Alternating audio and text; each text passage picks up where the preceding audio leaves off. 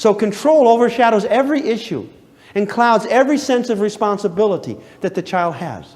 And parents get locked in this control battle over and over and over and over. And it always ends in misery. Now that was my lesson. And I had been a counselor. And I didn't have any respect for people who couldn't control their kids. Do you see where I was coming from? Like I say, when I graduated from college, I used to be very smart.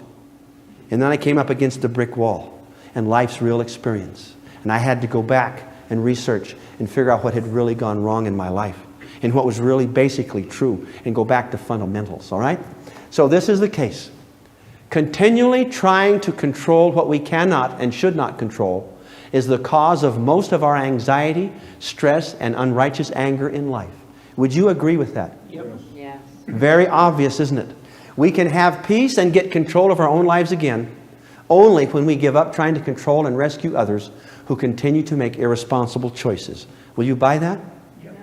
I want to tell you, when I turned Danny's life over to him, and I wasn't obsessed every second of trying to change his mind and control his life. When I backed up and said, Danny, this is your life. I'm done with it. I can't do a thing for you. I love you. I support you. I'll love you forever. But you've got to stand up and be counted. You've got to take responsibility for your life.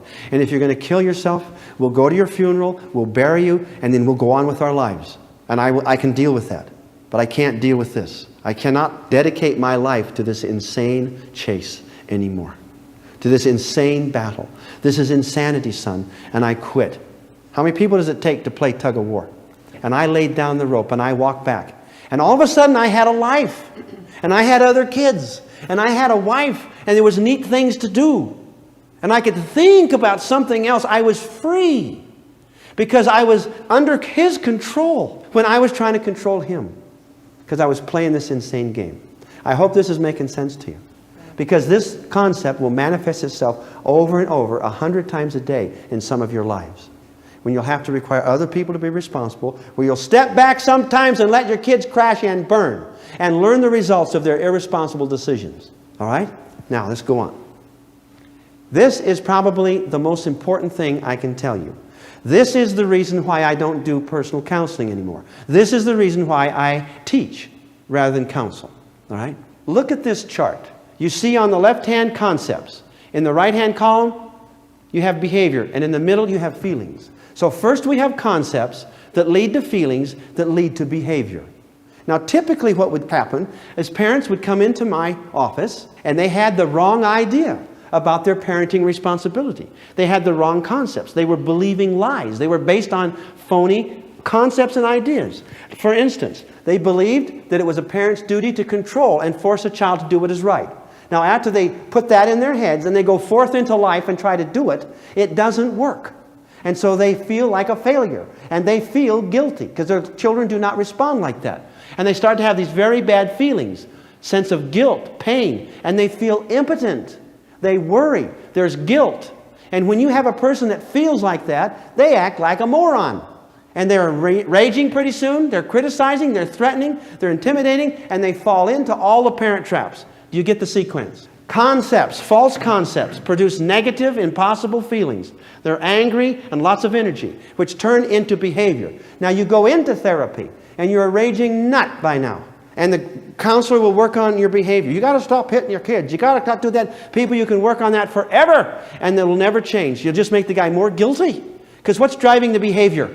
The emotions. Say, okay, let's get smart now. We know about that. Okay, we'll work on the emotions. Don't get so mad. Control your anger. Another fantasy. You'll go to counseling for 5,000 years. Because what's driving those angry feelings? What's driving the angry feelings? The wrong concept. Does this make sense? So the only way to correct this is to get the true model. Remember, the top is garbage in, garbage out, right? And so the top model is the true model, that you use correct principles, you allow choice, you administer consequences, and you trust in the program. And you never go across the road to the dark side and start doing that.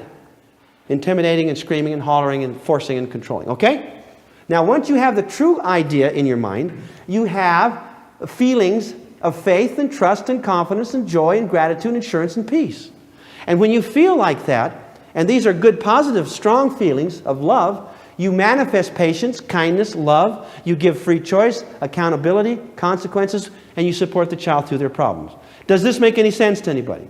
So I have dedicated my life to this, of getting the right concepts in people's heads, of the right roles, and not worry about all these terrible, terrible ideas that we have in our heads that are wrong. Making any sense here? Yes. Okay. Now I've got to get you out of where you are before you're ready to accept anything else I have to say. That's why I have to spend time on this. And if you do not accept this and believe this, there's nothing I can do for you. And you will stay trapped in your control and your anger and your rage and your fear and your guilt forever.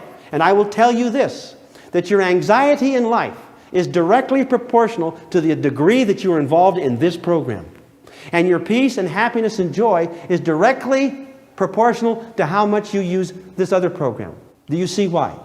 This program always ends in misery. It's the formula for failure. And I beg you to consider new concepts, to clean out the inner cup, to have the true principles in, the true concepts which lead to good feelings, which lead to good behavior, good, loving, accepting behavior. And you step back and know that there's no way you can control other people's lives. They're going to run their own lives. You accept them and support them through all their problems. One other big piece for me, and that is this, that people only make the mistakes that they need to make. You never make mistakes you're too smart to make. You only make mistakes when you're stupid, and then you have the consequences of those stupid mistakes, and then you learn that was not so smart. Don't touch a hot stove. Make sense? Not very smart, to touch hot stoves. Therefore, your children are going to make in their life the mistakes they need to make for their personal deficiencies. And they're going to learn. Now, you might be able to hold the line and force them until they're 18, and then they leave, and then they're going to learn those mistakes the hard way. So it's better to work with them when they're teeny. From out of the false ideas that skilled parents can control their children come many more destructive parent traps. The idea of being angry, for instance, at our children. Anger is an attempt to control. Why are we so angry? Anger is a secondary emotion. First, we feel frustrated, pained, humiliated, or we're embarrassed, or we're frightened, whatever it is. We have these negative feelings, and these negative feelings are very painful. And when we finally had enough of it and we're tired of it, we gather up all our negative feelings and put them in a sack and convert them all to rage and anger, which is the way we mobilize ourselves to change the situation. Anger has a demand in it. Anger says, I am unhappy with that, and I'm not going to stand for it anymore. So anger is when you're frustrated and can't control. Anger is when your kids won't do what you want them to do, and they're hurting you because they're hurting themselves. So anger is a secondary emotion. Anger is the pathetic cry of the impotent.